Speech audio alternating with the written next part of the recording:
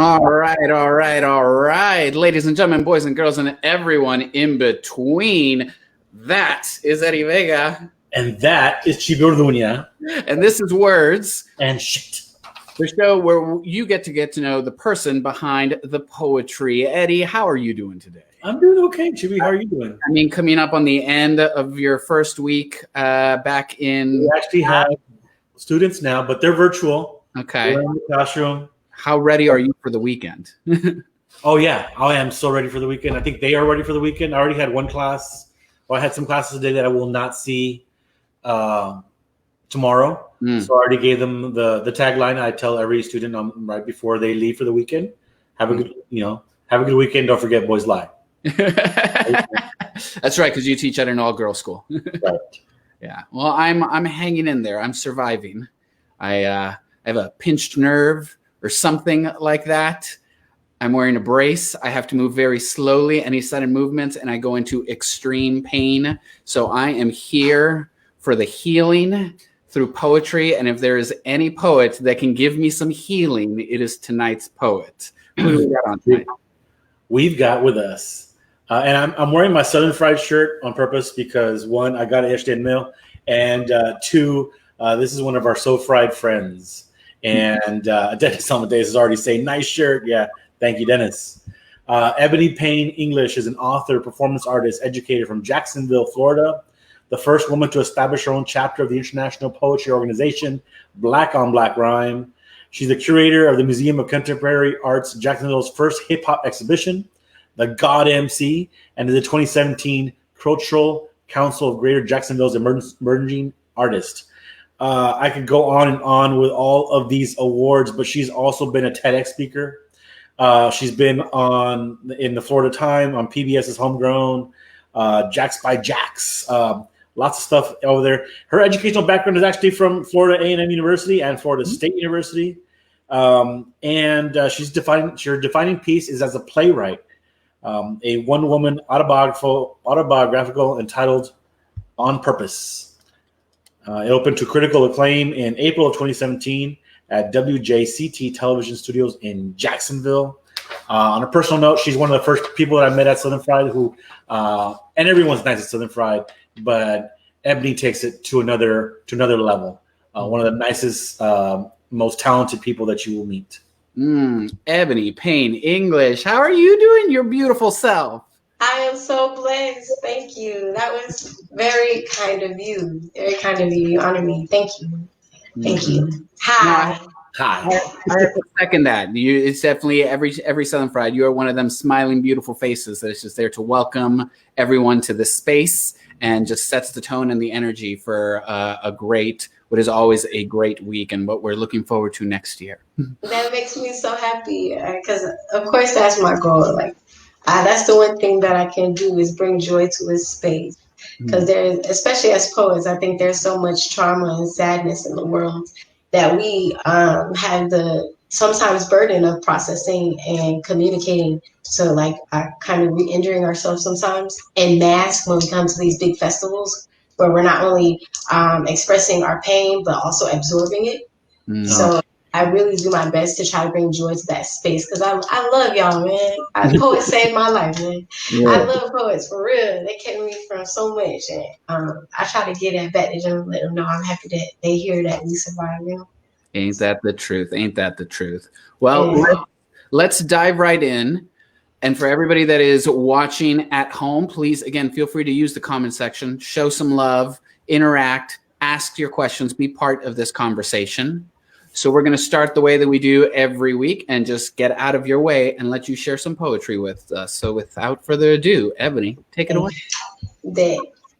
So before I exchange, because this is an exchange, it's not just me presenting my work. It's also an energetic conversation with those of you who are open to receive it right now. So even though that we're not communicating verbally, I think that we're so powerful that we can absolutely transfer energy across the internet, just like one of the electric waves, you know what I'm saying? So we're going to say these affirmations anyway, even though you're not here with me. So if you could find your skin and touch it someplace, you know. I am whole and complete. I am divinely capable. Life is blessed by my presence, and I am present, and I am ready, and I am willing. Ashe. The fact of the matter is, Andrew Jackson was allergic to the sun. Its fiery kisses blistered his skin, turned his pious pale putrid pink. I think that's why he was such an ornery bandit. Everything on this planet is fueled by rays, but that Jackson shade be the coldest countenance. That Jackson hate be a youthful fountain of, if you can't beat them, kill them. If they thrive in the light, write a pact such as the Indian Removal Act to ensure the perpetuation of your place in this nation, even if in nature you have not one. The trail of tears the people of the sun have cried floods the Mississippi River some nights, does not evaporate with the morning. Yet without warning, the sun rises with the spirit of 125,000 ancestors daily. We innately continue to melanate and display compassion for those like Andrew Jackson, who possess a tragic allergy to humanity, life, and light, if only a prescription would suffice. That was my first time performing that piece.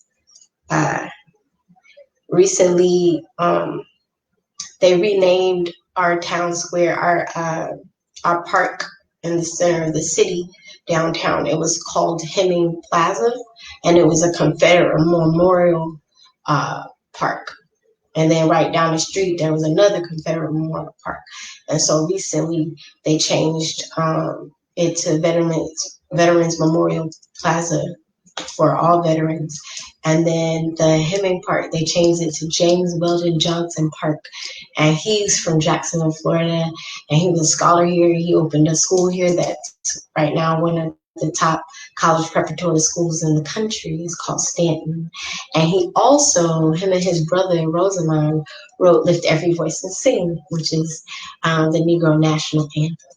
And they renamed one of the Confederate parks after him. And I was in that park today. And so that made me want to share that poem tonight. I count that as a W. But they will push you over the edge. Lie in wait for you to fall like prey into statistical references that perpetuate institutional preferences for minorities and males. The sliding scale is a slippery slope. You won't get a chance to remount. They will discount your intelligence, pay your accomplishments no mind.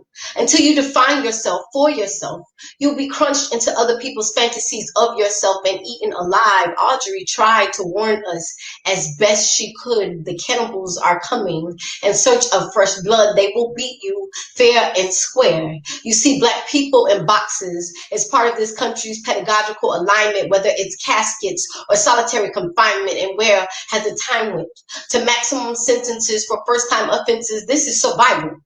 One of the oldest stories told in the Bible, you are not a citizen. Cain has disabled your membership. The state of Iowa is 89% Caucasian. For every one white male, there are 8 Black men in incarceration, but this is the world's greatest nation. Our Black president supported prison privatization because it aided in stimulating the economy. It had done wonders for Wall Street, but they keep that on the hush as we walk around in designer earplugs beaten by Dre. Every derogatory word these rappers say is a paid advertisement for Prison Bunks Express, and that blind consumption we seem to be the best, still stressed and under financial duress. But guess what? They haven't even changed the game up. They haven't even changed the name. Still using those whips and chains to maintain our compliance. I feel like I'm being defiant when I pull up clean as shit. So let's jig, boo. Jig. Let's twerk until it hurts. Let's shake our asses as if we were auditioning for the Sarah Bartman Circus Act. Now, who is that? These are all questions best asked on Google. I live in a state where parents of murdered children still peacefully march for justice sake. But today, we're going to face some facts. Peaceful marches are not what passed the Civil Rights Act. It was the inhumanity the media was able to display on a global stage that made segregation bad for foreign relations, and the United States does not tolerate any interference with business or image. That thing with the fire hoses and German shepherds made us lepers at the UN, put tension in trade agreements, and you may deem this bitter banter, but George Zimmerman was not arrested until they brought in the cameras, yet these motherfuckers never loved us. Remember? They used to never want to hear us, but we trust them to educate our youth. Only for our scholars like Henry Louis Gates, Cornel West, and the blessed Maya Angelou to teach at Ivy League schools, alumni of HBCUs, graduate and turn their backs. Nasir Jones gave a hip-hop fellowship to Harvard University, and of its student populace, how many do you think are Black? And they want to tell me that's progress. I still feel like we've lost our minds. There's like an innate and cultivated hate for ourselves and our own kind, and before we disagree, we consider Black or Black crime, and the effortless matriculation of our neighborhoods decline. Let's continue to feed these babies corn syrup and swine, knowing it causes diabetes. Will stand idly by as the pharmaceutical industry makes a killing off killingly medicated mockeries of our forgotten history. Yeah, oh, what clueless lives we lead, continuously feeding frivolously off fictional saviors that have long lost their savor, a mirage enchanted pupil dilated with narcotic fallacies, unscrupulous deeds destructive by nature, a miseducated population. We be on our worst behavior.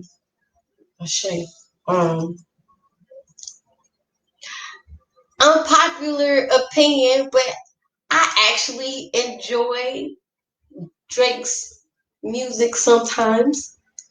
I think Worst Behavior was a pretty motivating song. You know what I'm saying? Motherfuckers never loved that. Remember? You know what I'm saying? And now they want to roll away. You know, I be experiencing that in my life. Okay?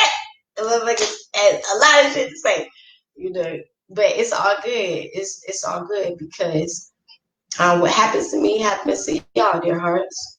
You know, whether you love me or not. You know, what happens to you happens to me. And that's just a reality we can't escape. This planet, we're all, you know, plugged into that algorithm, and it wasn't voluntary. That's how we arrived. You feel me? So it's like, we here now, and we got to deal with that. So you're going to have to do it with this love and this joy and this magic and these poems. And I'm going to do 2 more, and then we're going to get into these questions that some may have for me.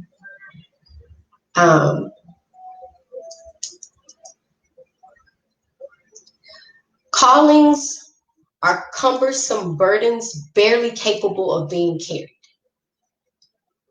They are scary, painful, confusing, refusing to be ignored. They bang on your soul's door and implore your heart to answer. They are similar in a way to cancer, parasitically draining all of your energy. I tried to escape, but the search party spanned my surroundings, hunted me down, meaning to build me back up. I've returned to the ride or die.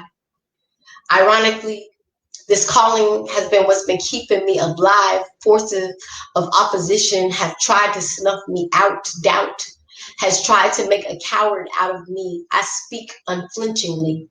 Lion to spine, I grind on. Time after time, I'm made strong by my defeats. Standing on my feet, sturdily planted, I keep growing, learning, turning opposition into opportunity so that preparation may reap success. The calling requires that I guard my chest due to heartbreak being inevitable. And there are moments those demons will catch up to you. The floods will upset you, and every God bless you doesn't come with a sneeze. Sometimes it's easier to believe the negative things people say before you believe your own progress. I've accomplished so much, and still I feel the most out of touch when I consider this calling and all the things that are befalling my fate due to me attempting to stay in this place, stay in my lane, and stay the course.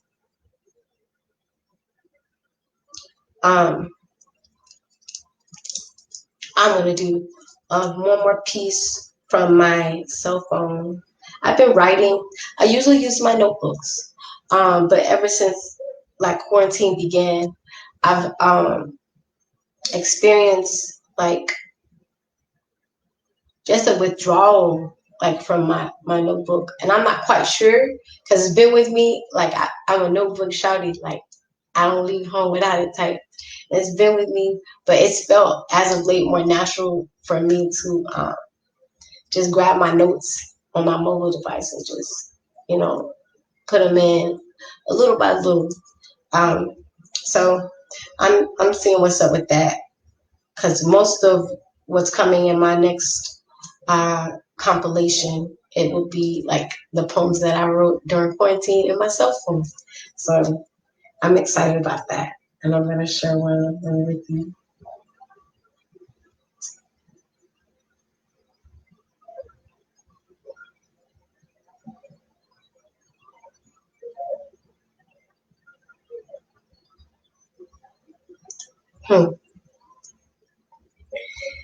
And I miss the stages, the creaky ones, the small ones, the shiny wood platforms, the ones covered in Marley, the ones with Garvey flags, the ones that have DJ booths. And I miss the DJs too, the ones who master groove, the soulful dudes, the hip hop heads, the club goes crazy ladies, the curators of the culture, the local ones, the global phenoms, the ones whose spins aren't for sale. And I miss the clubs as well, the crowded kind, the ones with no line, the dance halls, the ones with fog, the ones with poetry, the ones who let women in free, the ones where men don't harass me, the ones with strippers, the ones with the food truck that sells honey drippers at 2 a.m. Y'all, I miss them. By them, I meant my tribe. The ones with the vibe, the ones made of light, the ones who can still feel bright in a room full of stars, the ones who stay charged, the ones who always pay you back, the ones who watch your back, the ones who never front, the ones who can be blunt without being disrespectful, the ones who are careful in their dealings, the ones who offer safety to express your feelings and truths. I love you. I love you. I do. The last time I was at Birdie's Massive Pill Spun, I got really drunk. Rochelle Chi and me had some much needed fun. I talked someone out of shooting the place up. May she rest in peace. With Cafe 331, may they keep Borough Bar company and TSI whole before COVID-19 ravaged small businesses in this country. Jacksonville's elbow broke. Our favorite bars closed. Our black-owned cigar lounge got bought out. Shad Khan's Northern Connects moved to the south and opened establishments. The price of rent went through the roof, forcing so many local owners into retirement, and now downtown is shiny with diamante. And I miss Thursdays, the hip-hop and hookah kind. The black-on-black rhyme presents the cipher kind, the ones that included chaining ceremonies, the ones that weren't this lonely. Ashe. And then, yeah.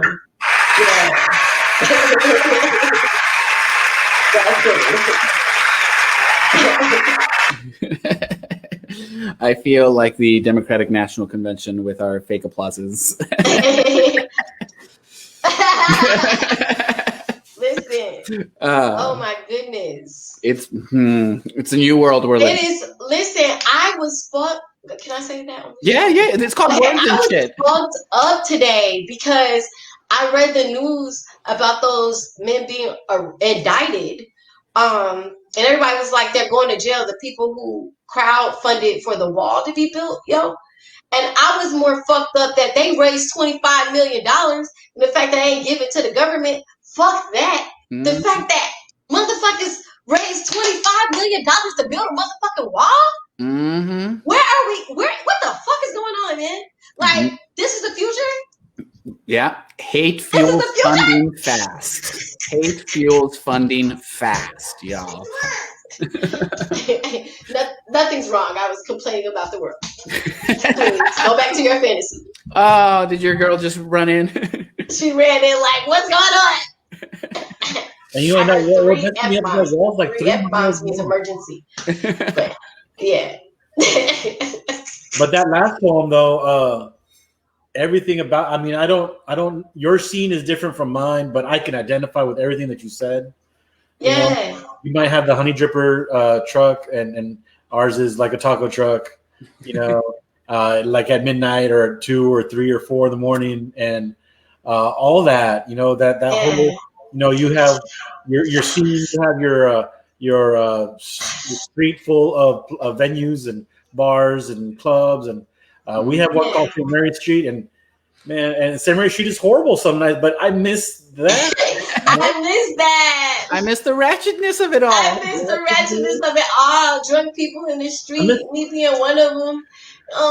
Like after a poetry show, like that's the best time ever. Like to be standing outside after a show with that just had an amazing feature and a dope ass open mic, and people got free and souls were saved and lives were changed. And now you're outside with all of your homies talking about something that has nothing to do with any of it. Right. You know what I'm saying? Just being ratchet and wild. Do you have that parking lot conversation where you're trying to decide where to go eat? Yes, exactly. And we always end up going to the same place. Yeah. The first place we suggested. That's where we're going to end up. It's that idea of like a sense of community, right? When we all come together, and you are no stranger to building spaces for community. You were one of the first board members for Southern Fried. You've done a lot of work in your community. Can you talk a little bit about, the things that you've done to like build this community that you hold so dear? Yeah, so I'm a strong advocate for chosen family. If you have family trauma, because your chosen family can heal you in ways that even forgiving whatever situation you endure with your biological family, like that the ways they can't reach you. Because one of the biggest things I know I struggle with is just being misunderstood by a lot of people in my immediate family. And so poetry was a place where I could go and to understand and be understood. Like that's the greatest good. That's my little saying that I communicate to my students. It's like, to understand and be understood. Like that's the greatest good that can happen because it makes you less alone in the world. Like somebody gets it.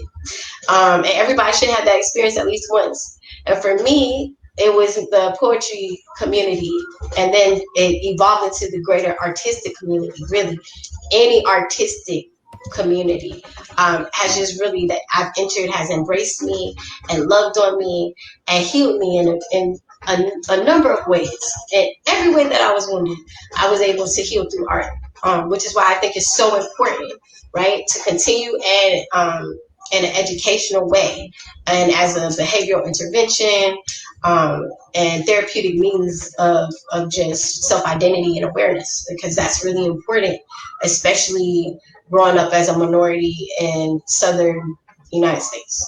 So that was like where it started for me, was just when I figured out that a lot of people didn't have a voice. I was in the 7th grade, I believe. I was in the 7th grade. I was going to Jefferson Davis Middle School. And one of my classmates that had went on to high school, he was 2 years older than me. So he was in 9th grade of high school. He got hit by a Frito-Lay truck on the way to the bus stop. And it was because on our street, they didn't have street lights and sidewalks. So high schoolers go, it's still dark outside. And so high schoolers go and walk to the bus, like in the grass. They have to walk in the grass or walk in the street. And one morning he got hit. He died on impact. And I never realized how important sidewalks and streetlights were. And I didn't realize we didn't have them and other kids did. You know what I'm saying? That was the first time I realized you poor, nobody gives a fuck. You know what I'm saying? Like that was the first time that it all landed on me. You know what I'm saying? And so we protested. Me and my classmates protested with his grandmother and his family. We skipped school and we protested. And we stood on the street and said, lights and sidewalks, we want them now. Until the news came, until the police came, until they hurt us. You know what I'm saying? And to this day, there are street lights and sidewalks there.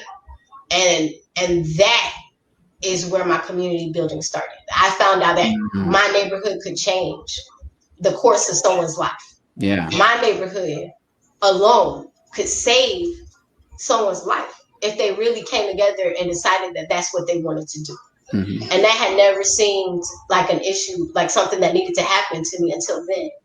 And so I got involved in activism from middle school through high school. I went to a performing arts high school that was named after a civil rights leader because I didn't want to go from Jeff Davis to Forest High, Nathan Bedford Forest High, which that, my brother Omatayo started a petition because his daughter was going to go there. I was going to go there. All 5 of my siblings went to that high school. I would not, you know what I'm saying? And so it came time for his daughter to go there, and he put a petition out to change the name. And we pushed it, and the community came together and got them signatures for his daughter's sake. And the name is changed. It's Westside High now. You know what I'm saying? Yeah. That happened. And then at Douglas Anderson, some of my teachers didn't even know his name after a black man, a civil rights leader in our community. You know what I'm saying? All the busts at the school, they in bronze or something like that, and all the pictures of them in black and white. And they don't even have that in a curriculum. It's an art school. It's one of the top art schools there is. Mm-hmm. And so I was one of the few black kids there. And we did a Black History Month showtime to educate them on the rich cultural history of the high school that we attend. And we all wore dashikis and ankara to school that day. And we did a Black History Month showcase. And for many of the black students, that was their first time being able to perform on a main stage show. Because we weren't being cast and we weren't being, so we had to create our own show. We couldn't complain about it. We had to just make a way. And like the activities director, she fucked with me. She saw something in me, and so she got it done. She made sure that we got it done, and we got it done. And that's a really big deal. And from there, I went off to college. I was 18 years old when I got into Black on Black Rhyme, or Black on Black Rhyme got into me. And that gave me a platform now to do the community building that I was so passionate about before. And they had me, my sophomore year of college, they had me go into the juvenile detention center in Tallahassee. And I did a poetry workshop with Keith Rogers, who's the founder of Black on Black Rhyme International. Big ups to Keith. And we went into there, and I found that thing that I wanted to do with my life. And I was like, I wanted to give the energy that my activities director and my gifted teacher and my poetry coach had given to me. I wanted to give that to the youth who were incarcerated, youth who are serving court-ordered drug rehab, and to youth who are in the foster care system. And so that has been what I've been doing ever since. I've been working in the nonprofit sector for 17 years now. And it's my passion. I'm a managing director at a conservatory for foster teens involved in the juvenile justice system, and teens doing court-ordered drug rehab. And we are going strong. We just finished our 9th consecutive year of summer camp called Just Like Me. And we're about to start our 2nd year of after-school program called Squackles. So I'm really excited with that. From there, I got into Southern Fried. The rest is history. There's so much to unpack there, because in the few years that I've known you in your adult life, you have never been one to shy away from the issues, and it seems like that has been a trend your entire life. Talk a little bit about how your activism and your art come together. Well, I was a sad kid, you know what I'm saying? Like all of us motherfucking poets. Stop talking about me like I'm not here. I was a sad kid, man. Damn. And I taught myself to read and write when I was 4 because my siblings would tease me and tell me I was adopted because I was weird and I was sad, and they was all jolly and shit. And so they was like, "You're adopted." And they would go in my parents' closet and pull out some papers and show them to me. Like, see, it says here you're adopted, but I couldn't read. I was 4. could read, So I taught myself to read. And all of the books that I was reading, they rhymed. It was Dr. Seuss and shit. So all of them rhymed. So I thought that when you wrote things down, they were supposed to rhyme. And my parents did not discourage me. They let me write like that. And then my teachers thought it was the cutest thing. She's a poet. Oh my goodness. And then they put me in a talent show and I won that bid. And so I was like, oh, I found something I'm good at that brings me attention, because I was in need of a lot of attention. I was feeling very deeply all the time. And I needed a lot of hugs and a lot of attention. And as you can imagine, my parents had 6 children. I was number 5 of 6. That's not always a guaranteed thing in that kind of situation where parents are working because you're not affluent enough to have a parent home. So that's what happened. And I wrote about all the depressing things. And then my cousin had ended up moving to Jacksonville from Chicago. And he asked me why I was sad all the time. And I told him I ain't know shit. And then he was like, listen to this. He just as sad as you are or some shit. He gave me a Tupacalypse Now tape, trying to be funny. Because Tupac was a sad kid too.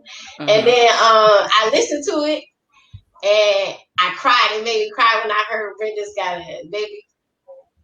And it made me cry. And then it made me like really want to turn my poetry and my rap music into stories.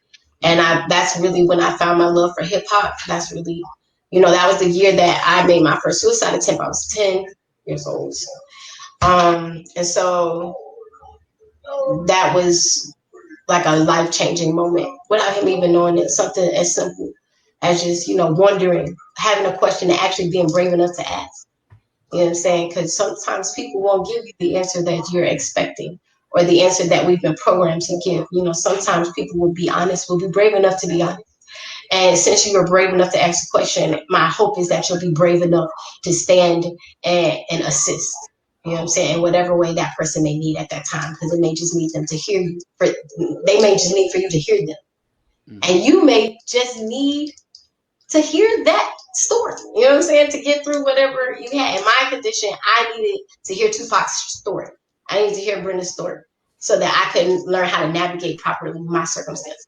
And so what I navigated was that I should be writing and I should be telling my story, because nobody can tell my story but me, and I want to be alive to tell my story. And so that's how I got into poetry. And then through poetry, like really got into biblical literature, because it's all, and both of my parents are pastors. So I got into that. And when I got into biblical literature, it attracted me to comic books, because comics, like the superhero, like Jesus is like a superhero, you know what I'm saying? And so it's like the comics tell you like different kinds of stories about the savior, character. They're parables in themselves. They're parables, and you can always learn a lesson. There's always a moral to the story, and there are always like some things that are applicable to real life that can help you get through your circumstances.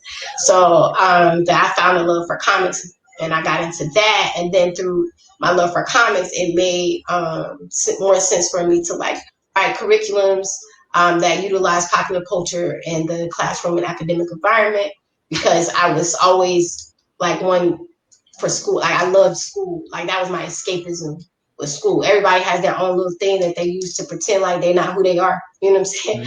And school was my thing. I could not be the sad kid at school because I was good at it.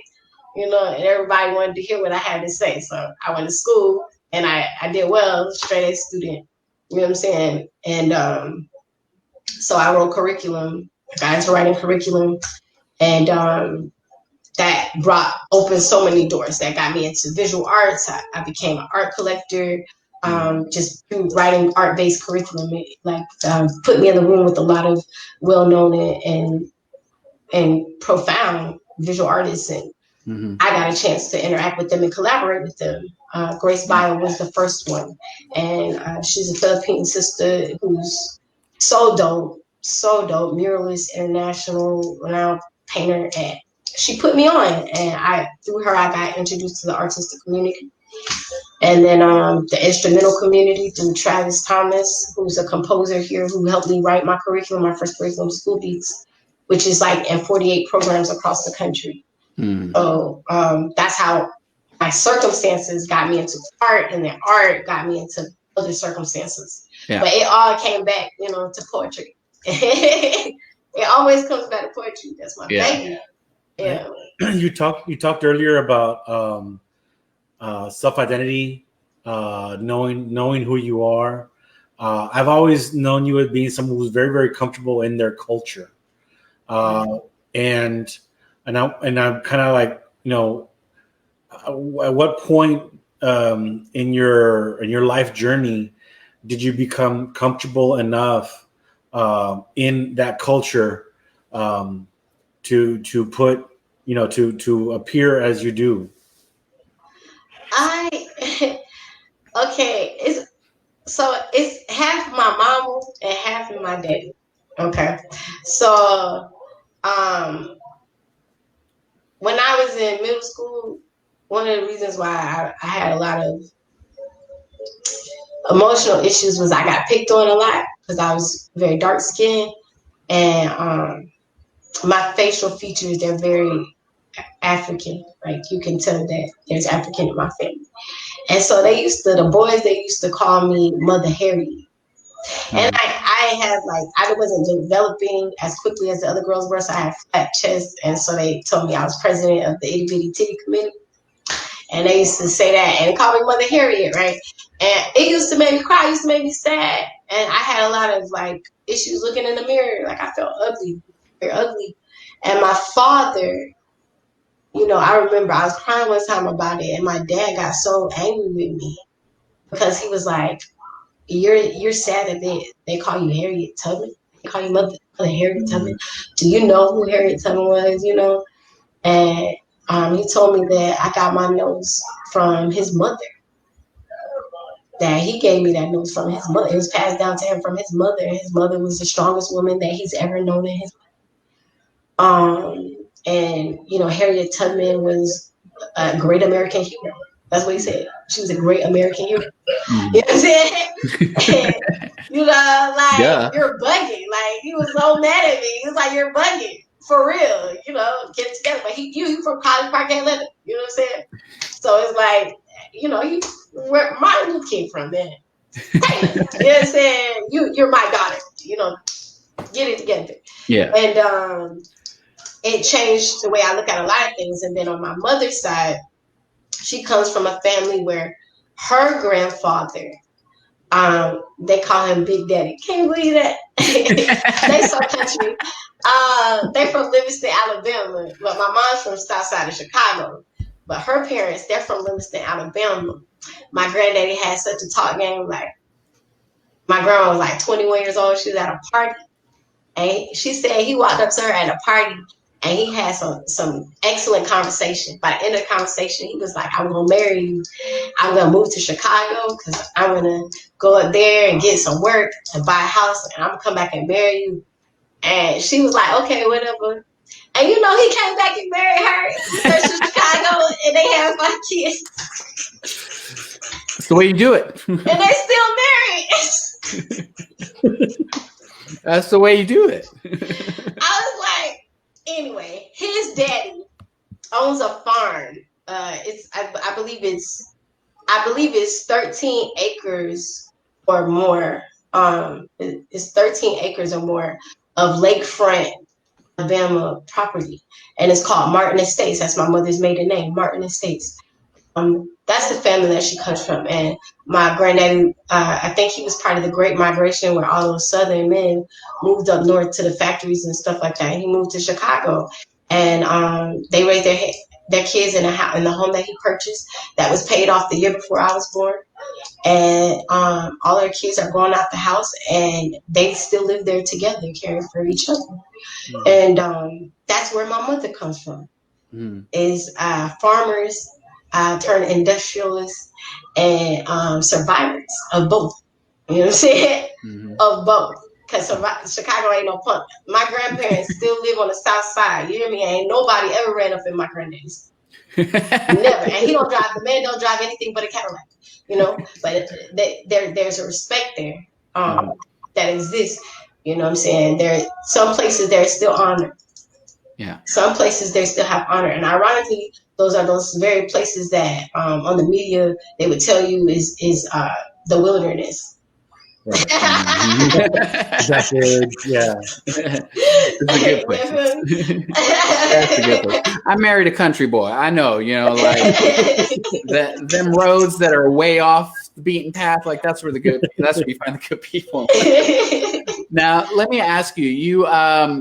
You're a multidisciplinary artist. Okay. You do poetry, you do music, you do playwriting, you do museum curating, you do graphic novels and comics. Like, does that come out of you just have so much to give that it can't be confined to one medium, or like where does that come from? Are you ADD? He's asking if you're ADD. So yes, I am ADD. But I manage it very well. I'm trying to manage it better by compartmentalizing. That's my word for the year. But also, I feel, like I said before, I feel very deeply. And because I feel very deeply, it goes like this, right? I don't do this. It goes like this. And it used to manifest in anger and aggression. I used to fight all the time. My knuckles, if you just see them. You know what I'm saying? Like, very counterproductive. You know what I'm saying? But when I learned how not to do this, you know what I'm saying? How to like do this, I could do anything. Like I learned how to do everything. Like I learned how to tell my story in so many different facets in so many ways that I wasn't internalizing the things that were making me ill, because I had become so ill and sick with life. You know what I'm saying? Like I was so ill and sick with life, and I was attracting a lot of negative people around me because I was so sick myself. And because I thought so poorly of myself, I was attracting a lot of people who thought the same, who agreed with me, that I was a mess. And, a lot of people who, under the guise of let me care for you, you know what I'm saying? Let me help you, took advantage of me. And I lost a lot of time, and a lot of love for myself, dealing with people who were not affirming or encouraging of my growth, but for whatever reason felt more comfortable around me when I was depressed and suicidal. Because the better I learned to manage my mental and emotional illness, the less I have people from my past around, and that is interesting. And that's something no one told me about and their healing process, but I'm dealing with it and compartmentalizing. Yeah. They can't deal with this new you, You kind of alluded to something earlier, and I was like, going over some of your videos online, preparation, kind of like to see some more of your work. But what's the role of your faith in your work, in your poetry? Freedom. All of my poems are about being free. Maya Angelou, the cage bird, sings because she remembers what freedom was like. And I believe in genetic memory. And I believe that my ancestors communicate with me. That's my faith, is that my ancestors are the most holy ghosts I know. And they care for me deeply. And they believe in me. And they have faith in me. And through my work, I'm able to speak not only on my own behalf, but on behalf of the things that I remember, like freedom, and what it takes to get that, to have that, and maintain that, and the discipline that is necessary to ensure that your children have that, and that's what I write about. And that is the heart of my everything that I do, whether it be a comic or a song or a poem or a play, whether it be a affirmation or a haiku, that is the heart of it all. And that's why I love teaching so much as well, is because it gives me an opportunity to give my ancestors access to the future. And that's what I mean, is this the future? Because it don't feel like you.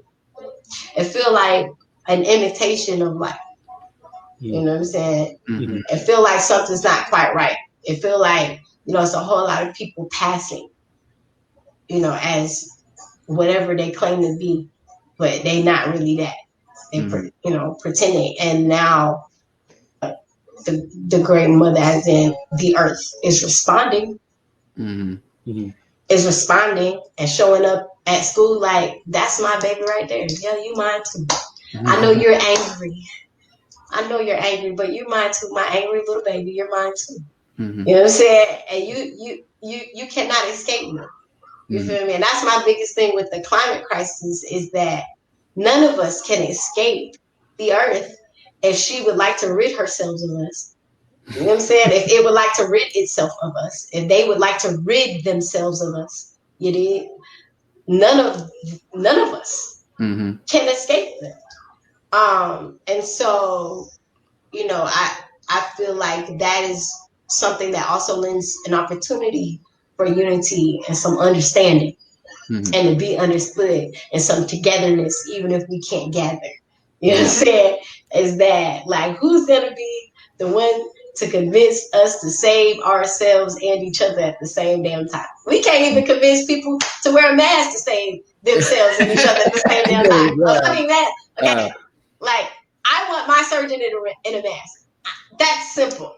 That's my argument. That's that. If I go in for surgery, I would prefer my surgeon to be in a mask. You know why? Because that motherfucker got germs.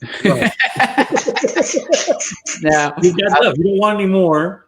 It's enough. I love that you talk about the future, and I want to talk about you and your work a little bit before we shift into like you as an educator.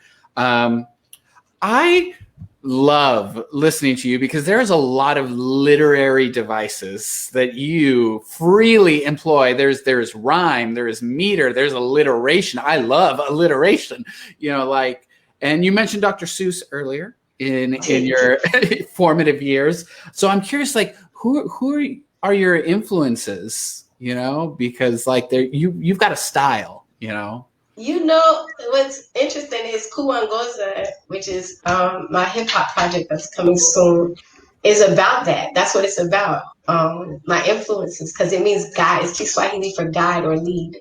And so these are those who lead or guide me influences. So,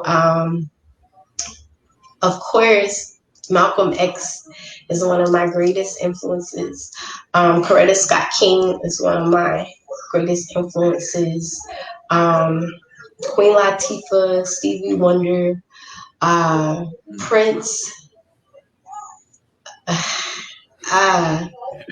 Aretha Franklin,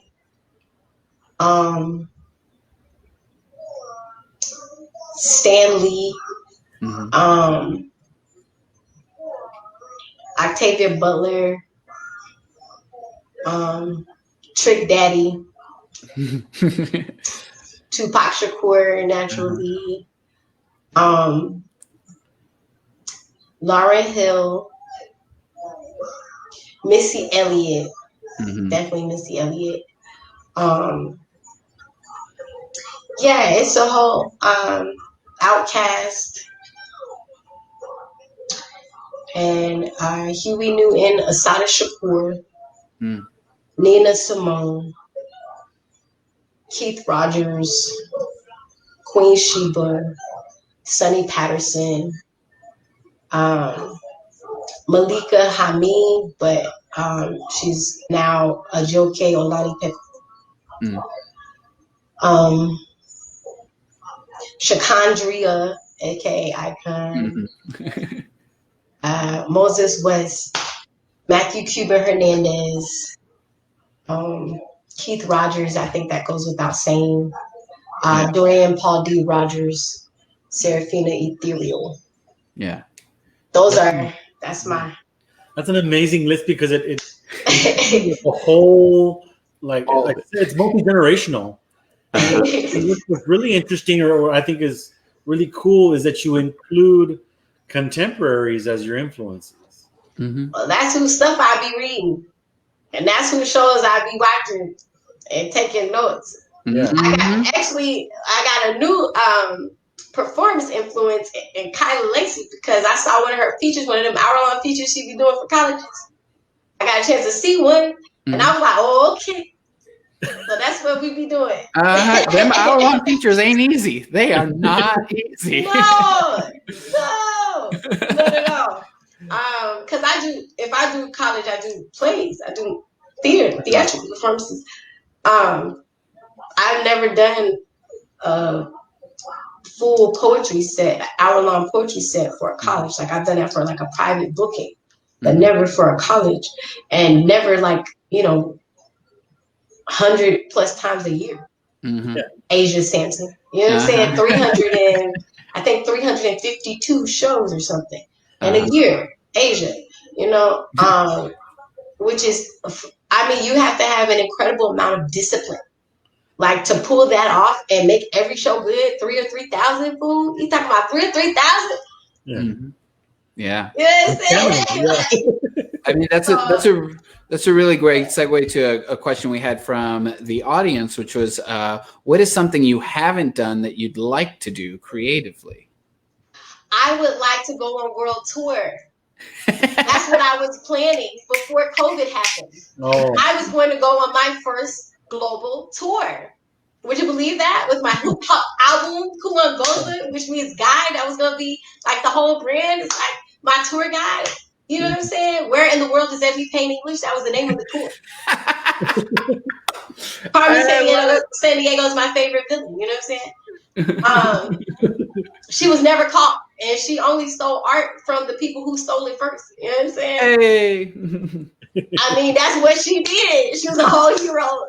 You gonna give her props. You know what I'm saying? I love it. And she was in a trench coat with a summer hat while she was doing it. I just can't. Everywhere. That little you can only see part of my face. Fabulous.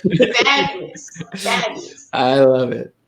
Well, let's pivot a little bit and talk about you as an educator, because you have definitely worked with various groups of people, all over the place. And so it's kind of like a two-part question, but the first part is, which group do you enjoy working with the most? Oh man. Educationally, I enjoy high schoolers the most. And why? But I feel like I'm most called to work with middle schoolers, if that makes sense. Okay. Can you elaborate? Yeah, explain that a little more. Okay, so I enjoy working with high schoolers because they get me, and I get them. That's my little lane right there. That like when they old enough to really think for themselves and express their autonomy and really receive they have enough discipline to listen when you talk. You know what I'm saying? That's what I can do more with them in a shorter period of time. With middle schoolers, that is the years of uncertainty. Those are the years of uncertainty. You know what I'm saying? And lying. There's a lot of lying going on. First to yourself, you know what I'm saying? Then to your parents, and then it just trickles down to your teachers and everybody else. Okay, they really, a lot of them struggle with a strong sense of self and awareness, and that is something that I struggled with, and those are the years that were the hardest for me emotionally to survive myself. And I feel like because I was able to survive, it is my duty to assist someone else along the way. So although it's hard to get them to listen when I'm talking to them about something serious, and it's hard to get them to write because they lie to themselves daily, and I require that they be honest with their notebooks. And, they're just stubborn. I don't know. They got whatever, puberty. I don't know. Whatever it is, they got it, and I don't like it. But if I'm with them, like a lot of the kids that I'm with from 6th through 12th with my program, they are graduating college now and just doing phenomenal things and traveling abroad and just being amazing humans. And I'm like, not so bad. Some warmth in your heart there that they're of course, because it's like sometimes you get to them in high school and you're just there to plant the seed. You don't get to see it harvest. You're just there to plant it. You don't even get to water it. They're gone. They're out of there. You know. But if you're blessed enough to have a kid from the 6th through 12th grade and really be actively involved in that process of self-discovery, then not only do you get to plant the seed, but you get to water that, and you get to see it at least sprout food, even if you don't get to eat from it because they moved to other communities for college and things like that, and service that community at that time. But at least I saw the fruit like actually bloom on a tree. I saw it, before they left here, and that's the most amazing feeling, because it does make my life feel purposeful, and it does give me something to aspire to, like as in growth. Like it makes me want to continue to grow, because if I can see where the kids have been, then it allows me to like look at myself and say, no matter where I came from, no matter what my circumstances are, I still, nobody's beyond recovery. That's something my mom would always say. Nobody is beyond recovery. And that's including me, Ebony Payne-English. You know what I'm saying? And so that's what those kids do for me. It's like they prove it to me time and time again. Now, you may have already answered the second part of my question, but it was going to be like, which group do you find the most challenging to work with? Listen, elementary kids love me. You know what I'm saying? They do anything I say. They look at me, they take one look at my hair or my makeup, and they're like, or my shiny fingernails, because I be having the Swarovski crystal joints on my fingernails, and they shine. They like, shiny. She's shiny. I love her. I'll do whatever she wants. Middle school kids, they be like, fuck her and her shiny fingernails. Who she thinks she is? I mean, that's what is she smiling about? Why are you so happy? I can't. I've done high school. I've not really a lot of elementary, but the last time I was in the middle school, like I think that this has come up before. I'm just sitting there, and they walk in, and they're like, "Who's this guy, Fluffy?"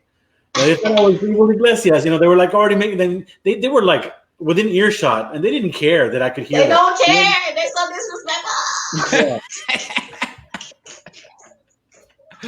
Oh, kids. But yeah, that's a tough group, and I think that what you said is important. You say that you got through it. For me, I've never really enjoyed working with middle school. I've always had an issue with it, and now I think it's probably because it was so hard for me to be in middle school that I don't want to I don't want to channel that. I don't want to get that. It's painful memories, especially when you can tell some kids are going through what you was dealing with, like, and you just like our memories become our enemies. And nobody wants to, go toe to toe with an enemy that look like them. Oh, you know what I'm saying? And so it's like, I don't want to ever talk to my middle school self. I hate her. She was awful. You know what I'm saying? She's trying to take me out. You can't go back.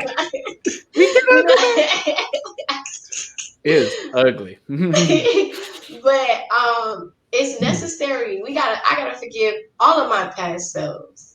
I gotta forgive all of them, because I wouldn't be who I am now if it wasn't for them surviving, but whatever we was on at that time. And I love who I became, and so that means I gotta forgive not only myself and my past selves. I gotta forgive the people in my past. That don't mean I gotta fuck with them, no. But I do forgive them, because everything that happened, led to my ascension. So how could I ever be mad? I became me. Yeah. And that circumstance made me me. So I ain't mad. I still won't answer your calls. So let's talk about that ascension. All right. What does Ebony Payne-English have coming forth in the future? Oh, so much. But the album is coming, Kuongoza. I'm really excited about it. It's been a lot of trials, like COVID canceling the tour, but it's been a lot of trials. But when this music comes, I think people will really better understand me as a musician, and as a lyricist, because it's the album that I've been trying to push out of myself my whole life. It's just in too much pain to properly articulate. It's about things that I never could talk about. I never told a soul. I just sat with it until I found the words, and I've at last, give thanks, found the words, and that's important to me. And it just came out in a hip hop poetry project, and I'm super excited and proud of it. And that's Kuongoza. That's coming in October. And Mahogany Rose's third birthday is on the date that it's supposed to release. So that's exciting. And I did write a play, The Goddess Experience, that was going to debut at the Times Union Center here. And that is on hold. I had to cancel that show because I didn't feel comfortable doing a show in a theater at this time. But that play is written, and I'm going to put it out, even if it's as a movie. I'm going to put forward that work, and it's called The Goddess Experience. And so that's coming. I have a new comic coming that's called The Glorious Struggle of the Charismatic Hero, and it deals with mental and emotional deficiencies. And so like the characters are my favorite. The names of the characters are my favorite part. Do y'all want to hear the names of the characters? Yeah. Okay, so it's an adult comic. It's not for kids. Oh, okay. It's about mental health. It's about mental health and my personal struggles with mental health in the lives of different people. So there is the charismatic hero, who's a poet, that be lying to the mirror mainly. You know what I'm saying? That I'm okay. I'm not really okay. The charismatic hero, and they're going through a glorious struggle. You know what I'm saying? And then there's depressed girl with the good pussy, and then there's anxious Abby. There's sad dad, and there's crazy Karen, and then there's goofy macho nigga, and those are the characters. I love it. I think I know all of these people. You do. Of course you do. We all do. And I might be like 3 of them too. So we all do. I know. That's fair. I love it. I love it. But So I finally found a way to be able to talk myself out and express myself about growing up with depression, because it happened for me very early in life, and so like it's a little different. Just like having dealt with it, as long as I having it identified so early, it was just just being conscious of it and the way in which it affects me empowers me, because I can see what's happening to myself, and I can actually take the steps necessary to just be all right. And so at first I thought it was a curse that I struggled with that for so long, but now I see that it was my greatest blessing, because I actually found tools to equip myself with to get through it, and as a result I'm able to teach my kids to equip themselves with whatever tools work for them and get them through. So that's cool. Yeah. I wrote a comic about it, and that's awesome. That one. Truly quite a journey. I'm excited. Truly quite a journey. One last thing, how did Mahogany Rose change your poetry? I mean, my daughter improved me in every way.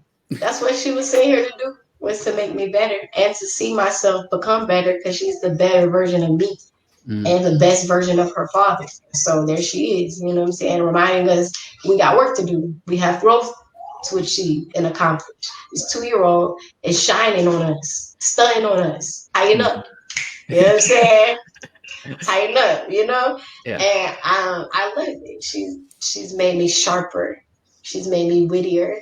She's made me less serious. I joke more. I've been telling jokes. I don't never joke. I be telling jokes. I be telling jokes. Like when I'm in a joyful place, I am able to accomplish anything. I was never a person who could build things in their sadness, which is why my sadness is so detrimental to me, because it only destroys things. I'm not creative when I'm sad. I cannot write when I'm sad. I can only create when I'm happy, or when there is joy in my heart. And so because of that, I've been writing a lot more, and I've been expressing myself in different forms of creativity a lot more. I've expanded my bandwidth with my fashion, and went into like preparing my clothing line and just expanding my limits, like pushing myself forward in the things that I'm interested in, and having the courage to do so, and the motivation, because I'm building a legacy for her, and I would like her to inherit something from me, because so many people who grew up like me don't inherit anything ever from anyone. You know what I'm saying? Not even true sense of wisdom and identity. And so I would like to pass that on to my daughter, along with a bag for 50. You know what I'm saying?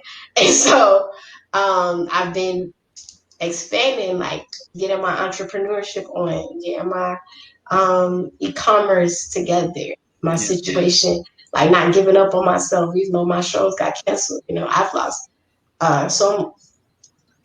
so much, during this time, income wise, but like she motivates me to be unstoppable, to become unstoppable. And because I'm motivated to become unstoppable, I'm able to motivate others. You know what I'm saying? To just, put that shoulder forward, tuck that head, you know what I'm saying? And get it down there, get it done, get it done. Yeah. Well, as much as is left to be done, you have clearly done the work. You have absolutely done the work. And, there is hope, with people like you out there bringing up the next generation. There's definitely hope for what comes next. It would be our honor if you would close us out with one more poem. Blessings. Of course. Of course I will. Okay.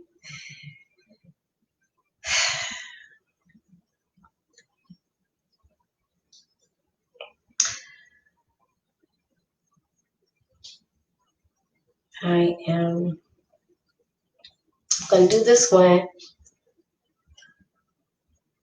I Require Us to Do Better by Breonna Taylor. I really do. And I wrote this poem about the experience of just being a Black girl, and like things that affect us, in certain ways. So she tells me to focus more on the positive in my life when I write. And ain't that how all Black girls were raised? What goes on in this house stays. That's how my body learned to carry the weight of a raid trauma, piercing the armor of my solar plexus. Imbued upon my bruised psyche are the most unspeakable honesties. I censored my animosity for a spell. Eventually, I had to tell the inaudible truths that became a noose and choked out my glow. My body, an abandoned home, soulfulness forgone. Autopilot was present and effective, perfected the smile and nod, defrauded my memory bank, feigned evergreen contentment, took extended stays above the fray, and the age of fake it till you make it to a place, preventing earnest enjoyment because it's devoid of some form of therapy, healthy coping mechanisms, and relief. My poetry may not be as celebratory as you'd hope, but poems have been the antidote on many occasions when muted demons came ailing me suicidal and denial beguiled me away from counseling. The prose in me still kept it real. Rhyme schemes helped me heal. Meter teetered on the edge of my sanity when I was dangling from the ledge in gratuity. I have pledged my pen to give in to the voiceless pain we attempt to restrain so as not to ruin anyone's day with our baggage. I write to unpack it and perhaps someday find comfort in my most uncomfortable truths. Ashe. That was Ebony Payne-English, everybody. Thank you so much. Amazing. We have learned so much. You've gotten a lot of great comments. You might go back and read through them. You got at least one tip. Somebody said that they So yeah, go back through and see what people are ready. Send me a tip. I like tips. Yes. That's a very good point to make. If you guys, for anybody that's watching or listening, if you are so inclined, you are so moved, please make sure you tip the poet. She is on Cash App, Ebony Payne-English. She's on Venmo, Ebony-Payne-English. You can find her on Instagram at Ebony Ocean. And also, she's got a website, ebonypayneenglish.com. Go buy her merch. She's got shit on there. I got shit. I shit sometimes. I love y'all. Thank you so much for sharing your platform. It was an honor and a blessing. Thank you for being here. I feel like it was amazing. We really got to know the person behind the poetry. That's right. And y'all know Southern Friday be back. It will. You know, don't even trip. No. Don't even trip. Because those avatars were cute, but I need face-to-face contact. I need a hug, my guy. Okay? I need a hug. A real one. I got one. All right. Thank you. Bye. All right. So, speaking of Southern Fried, what do we got coming up next week? Well, it's a Southern Fried friend. Somebody who I think might still be on the chat, might still be in here. I saw him pop up earlier a little bit, and it's someone who's become a good friend from afar, someone who I can identify with. We're at similar age in our life, and we have some very other similarities. We got coming Big Mike to share his work and his wisdom with us. All the way from the Northeast. That's right. From up there, from way up there. From way up there. Big Mike's coming up next week, and we have such an exciting lineup over the next few weeks. We just solidified that lineup, I think 2 hours ago. And yeah, the next 2 months are going to be fantastic. So please make sure to join in. Oh, look, it's Big Mike. He's like, yay! So if you want to know more about upcoming shows and the other initiatives that Write Art Out are putting in place, make sure that you follow the Blah Poetry Spot on Facebook, BLAH, Blah Poetry Spot. If you're watching this, you know it. And then on Instagram, Write Art Out, WRITARTOUT. And if you want to catch up on past episodes of this fantastic show, we are available wherever you get your podcasts. That's right. That's right. Just search for Blah Poetry anywhere that you get your podcast. Tomorrow, who did I just finish? Edward Vidaur's episode will be coming up, so you can find that and anything that came before that. We got 15 episodes on our podcasts. It's 15. They're out there. Anywho, until next week when we get some wisdom from Big Mike, that is Eddie Vega. And that is Chibi Orduña. And this has been Words and Shit. Thank you so much for joining us. Stay safe, Good night, everybody. everybody.